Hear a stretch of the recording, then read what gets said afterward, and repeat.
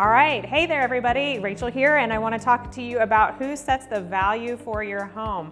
So when you have a buyer and a seller, the two parties are going to come together and they're going to agree on a sales price. That is actually the value of the home, is where the buyer and the seller meet. So a lot of sellers have a number in their head when you're working with them. They're trying to figure out, how much am I going to make off of it? How much am I going to profit once I get done paying all these closing costs and paying realtor fees and all this stuff? They've got their number in their head.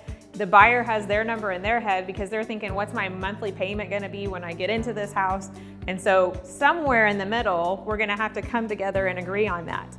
After that, though, there's another part that comes in, is if that buyer's got financing, there's going to be an appraisal that gets done on it. So there's an opinion of value being done by a licensed appraiser, and their job is to make sure that when that sales price is put out there, they're going to make a loan based off of, the lender is going to make a loan based off of the sales price or the appraised value, whichever is lower. That's the important thing to remember, because when that appraisal comes in high, everything's fine. The sales price is justified by the appraisal. The loan amount goes off of the sales price, right?